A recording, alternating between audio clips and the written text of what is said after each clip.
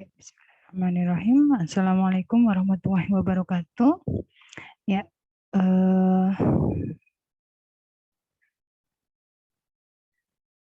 oke, teman-teman, pada kesempatan kali ini kita akan belajar bersama terkait dengan materi pemberian injeksi. Ya, oke, teman-teman kemarin sudah belajar ya terkait dengan pemberian injeksi itu seperti apa, kemudian jenisnya ada apa saja, ya nanti kita akan diskusikan dan belajar bersama di sini. Oke, kita lihat di sini tentang proses pemberian injeksi. Ya, yang dimaksud dengan injeksi adalah sediaan steril berupa larutan, emulsi, suspens, atau serbuk yang harus dilarutkan atau disuspensikan terlebih dahulu sebelum digunakan. Ya, baik itu yang disuntikan dengan cara merobek jaringan ke dalam kulit atau selaput lendir. Ya, ini pengertian menurut Samsuni tahun 2006. Nah, ini untuk jenis-jenis injeksi itu ada pertama ada injeksi subkutan atau SC, kemudian injeksi intravena atau IV, ketiga ada injeksi intramuskular atau IM, dan yang keempat adalah injeksi intrakutan atau intradermal, ya, atau dikenal dengan istilah injeksi IC. Ya, di sini kita bisa lihat gambaran perbedaan dari 4 teknik jenis injeksi. Ya, ada intramuskular, ya, di mana di sini obat itu akan dimasukkan ke jaringan muskular atau jaringan otot. Ya, ini yang jaringan paling dalam. Kemudian yang kedua ada injeksi subkutan, dia masuk ke dalam jaringan subkutan di sini, ya, atau jaringan lemak. Kemudian ada intravena, ya, ini dia masuk ke dalam vena atau pembuluh darah. Kemudian ada intrakutan, ya, di mana dia masuk ke dalam jaringan dermis. Nah, ini kita lihat bahwa teknik untuk masing-masing injeksi itu berbeda untuk sudutnya. Untuk IM itu ada 90, subkutan 45, intravena 25 derajat, dan intrakutan atau IC itu sudutnya 10 sampai 15 derajat. Ya, ini tekniknya nih. Jadi ketika kita mau melakukan injeksi IM dengan sudut 90, nah ini tekniknya yang tepat seperti ini ya, tegak lurus, kemudian ini untuk subkutan yang sudut 45, kemudian intravena, dan yang terakhir adalah intrakutan. Kita akan bahas satu persatu dari masing-masing jenis injeksi. Yang pertama ada injeksi subkutan. Ini adalah pemberian obat ya melalui suntikan ke area bawah kulit, yaitu pada jaringan konektif atau lemak di bawah dermis, di bawah kulit. Ya. Tujuan dari injeksi subkutan yang pertama adalah agar obat dapat menyebar dan diserap secara perlahan-lahan. Contohnya adalah untuk vaksin atau untuk uji tuberkulin. Ya. Ini memasukkan sejumlah toksin atau obat pada jaringan subkutan di bawah kulit untuk diabsorpsi atau untuk diserap. Biasanya dilakukan dalam program pemberian insulin yang digunakan untuk mengontrol kadar gula darah. Ya. Lokasi injeksinya yang pertama ada di lengan atas di bagian sebelah luar, kemudian bisa di area paha bagian depan, kemudian bisa di perut, kemudian bisa di area skapula, ya itu ada di punggung, ya yang bagian atas. Kemudian ada area ventrogluteal dan ada juga area dorsogluteal. Nah, ini pada area pantat belakang. Kemudian ada jenis obat yang lazim diberikan secara subkutan. Yang pertama adalah untuk vaksin, kemudian ada obat jenis-jenis narkotik, ya, kemudian ada heparin, kemudian ada obat-obatan preoperasi, dan ada obatan jenis insulin.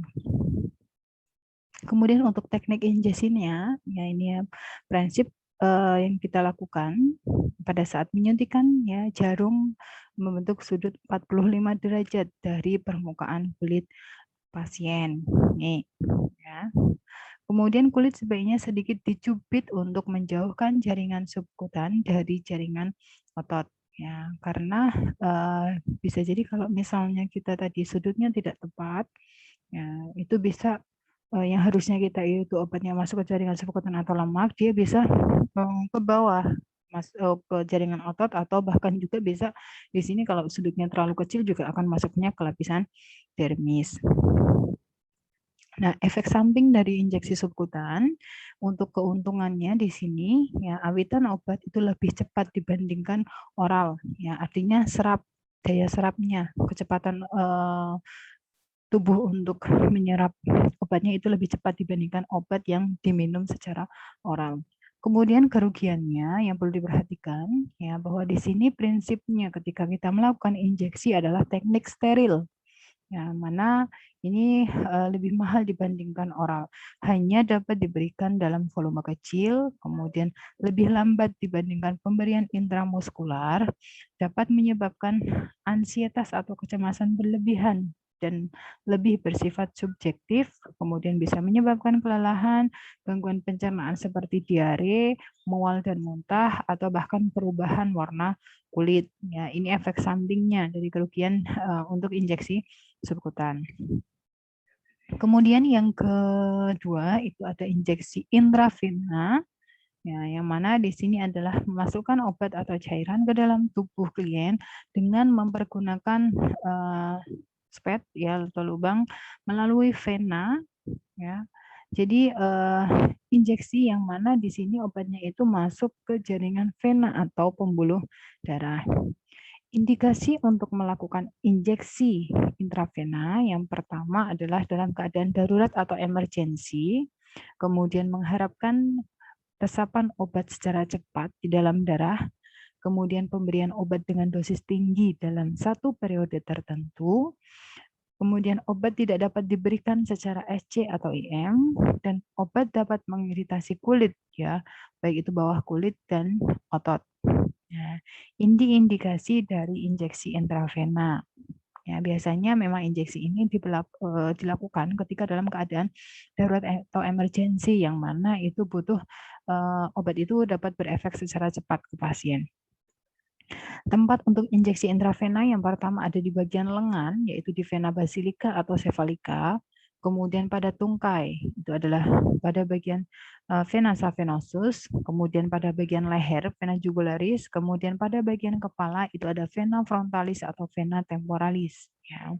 Ini biasanya kalau umumnya itu paling banyak dilakukan di bagian lengan, ya, kecuali misalnya pada kondisi-kondisi tertentu sehingga injeksi ini dilakukan bisa di tungkai, leher, atau bagian kepala. Syaratnya untuk lokasi injeksi intravena yang pertama adalah kita lihat, yaitu kita pilih vena yang paling dangkal, kemudian dekat dengan tulang, ya, yang mana vena yang umum dipakai adalah vena yang dekat dengan tulang. Nah, kemudian efek samping dari injeksi intravena ini biasa menyebabkan infeksi setempat, kemudian trauma tembus vena, yang mana kalau misalnya kita masuk kemudian itu sudutnya tadi tidak sesuai, tekniknya tidak tepat, bisa dia jarum itu menembus vena, ya, sehingga terjadi pembengkakan lokal. Ya, kemudian bisa juga menyebabkan peradangan lokal pada area injeksi. Ya, kadang setelah injeksi atau misalnya tadi kita tidak tepat, ya, venanya tembus, kemudian itu terjadi peradangan lokal, biasanya ada muncul kehitapan atau memar di area lokasi. Kemudian efek sampingnya bisa juga emboli udara. Ya, jadi kita perlu perhatikan ketika kita melakukan injeksi, ya, pada saat kita mengambil obat, itu pastikan spet yang sudah diisi obat ketika mau dimasukkan ke pasien itu sudah tidak ada udara, ya, di bagian spetnya atau di jarumnya.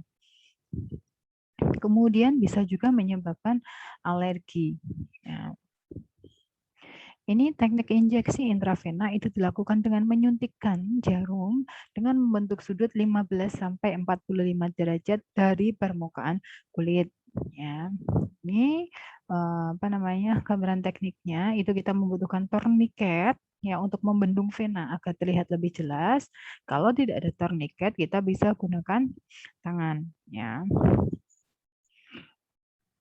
Kemudian yang ketiga itu ada injeksi intramuskular.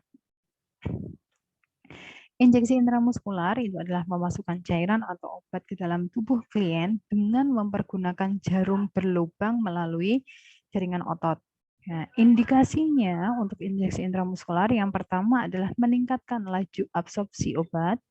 Kemudian obat tidak dapat diberikan melalui SC atau IV.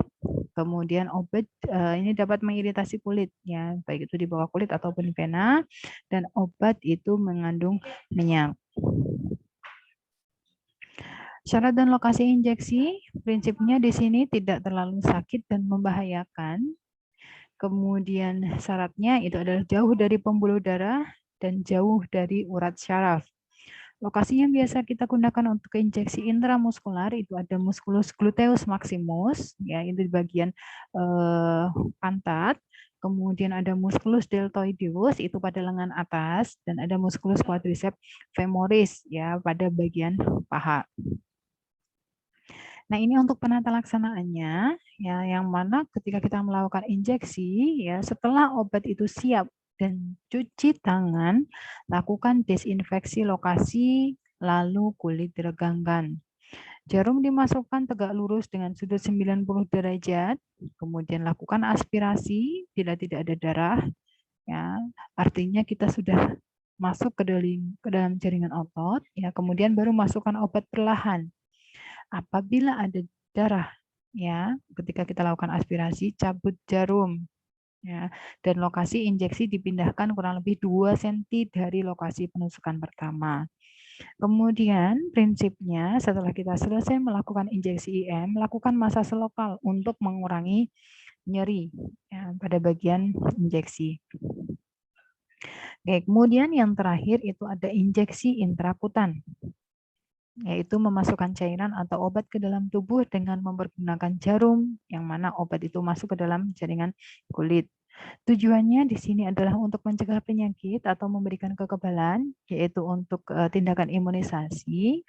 Kemudian yang kedua itu tujuannya bisa mengetahui reaksi setempat untuk cek alergi obat. Ya, kemudian untuk mendiagnosa itu biasanya kita gunakan untuk injeksi ini adalah untuk tes Mantoux atau tes SIG. Ya, kemudian juga bisa dilakukan skin test. Ya, tes Mantoux ini tes untuk cek dari TB, ya. Kemudian bisa skin test, ya, itu untuk mengecek apakah pasien itu mempunyai alergi terhadap obat tertentu atau tidak. Indikasinya ini biasanya pada klien yang menggunakan obat-obat injeksi yang belum pernah digunakan sebelumnya, yaitu terutama golongan antibiotik. Nah, kemudian pemberian obat itu memang harus dilakukan secara intrakutan. Nah, syarat lokasi injeksi ini yaitu jauh dari pembuluh darah, kemudian jauh dari urat saraf, kemudian pigmentasi yang sangat kurang, lalu kemudian folikel rambutnya yang kurang, kemudian sensitivitas kurang, kulit yang kita pilih area kulit yang paling tipis, ya, itu biasanya kita lakukan untuk injeksi intrakutan ini adalah pada bagian lengan bawah, ya, yang bagian dalam. Lokasinya ini lengan tangan bawah, ini pada umumnya, kemudian bisa juga di bagian lengan atas, bagian dalam, kemudian dada bagian atas, atau di area punggung, yaitu di bagian skapula, boleh kanan, boleh kiri. Nah, untuk injeksi ini ada efek samping yang mana memang kita perlu perhatikan, ya. Jadi ketika memberikan injeksi itu harus sesuai dengan tekniknya. Kalau tidak sesuai itu bisa menyebabkan abses atau bisa menyebabkan alergi. Nah, ini kita lihatnya, ini contoh injeksi intrakutan. Ya, ini kita lakukan injeksi pada area lengan bawah bagian dalam, ya, yang mana injeksi ini, obat ini kita masukkan ke dalam jaringan kulit yang membentuk apa ya, benjolan kecil nih dengan diameter kurang lebih 0,5 cm, ya. Kemudian kita berikan tanda lingkaran yang kurang lebih 5 cm dari area injeksi ini. Karena ini nanti kita cek, kita lihat apakah di area lingkaran ini ada reaksi alergi atau tidak. Ya, ini prinsip pelaksanaannya. Yang pertama adalah ambil obat dengan cara dipotong ya, itu dengan ini kalau misalnya bentukannya adalah ampul, atau dilakukan oplossing apabila obatnya itu bentuknya bubuk atau vial. Kemudian ambil obat, ya, obat dihisap dengan NALT atau jarum, lalu dikontrol dosis obatnya 0,01 atau 0,1 cc dengan menggunakan spet yang 1 cc. Kemudian kontrol udara, lakukan aspirasi sampai tidak ada udara di dalam spet, ya. Kemudian lakukan desinfeksi di area yang akan kita tusuk atau lakukan desinfeksi pada area injeksi. Kemudian setelah dilakukan desinfeksi, jarum dimasukkan ke dalam kulit dengan sudut 10 sampai 20 derajat. Kemudian masukkan obat sampai membentuk nodul tadi, ya, nodul atau benjolan kecil. Kemudian biarkan kulit yang telah diinjeksi itu tetap ada bentuk nodul tersebut. Jangan lakukan masase setelah selesai lakukan injeksi. Ya. Kemudian beri tanda pada lokasi injeksi dengan diameter 2 atau sampai 5 cm. Kemudian kita amati apakah ada reaksi pada area sekitar tanda lingkaran itu. Reaksi akan muncul kurang lebih 15 menit atau maksimal 30 menit. Ketika pasien mempunyai alergi tertentu, maka di area lingkaran itu akan muncul reaksi berupa kemerahan, kemudian rasa gatal atau rasa panas seperti terbakar. Ya, ya. Demikian tadi penjelasan terkait dengan injeksi atau pemberian obat. Ya, ada 5, ada injeksi tadi, ya, injeksi intrakutan, ada injeksi intramuskular, ada injeksi intravena, dan ada injeksi subkutan. Ya, yang penting di sini untuk prosedur teknik injeksi itu sama. Ya, fase-fase ketika kita melakukan injeksi ke pasien itu ada fase orientasi, fase kerja, dan fase terminasi. Ya, yang beda adalah di fase kerja secara tekniknya pada saat kita melakukan penyuntikan itu perhatikan sudutnya.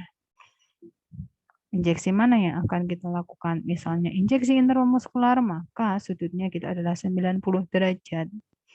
Kemudian subkutan 45, intravena 25, kemudian intrakutan adalah 10-15 atau 20 derajat. Ya. Itu teman-teman, ya, silahkan bisa dipelajari kembali, dibaca kembali materi ini. Kemudian kalau misalnya masih ada yang perlu belum jelas, silahkan bisa ditanyakan, ya, bisa langsung masuk ke open learning atau bisa langsung japri ke saya terkait dengan apa yang masih belum jelas atau apa yang masih ingin didiskusikan. Demikian teman-teman untuk materi pemberian injeksi, kurang lebihnya saya mohon maaf. Ya, terima kasih. Selamat belajar kembali. Saya cukupkan. Wassalamualaikum warahmatullahi wabarakatuh.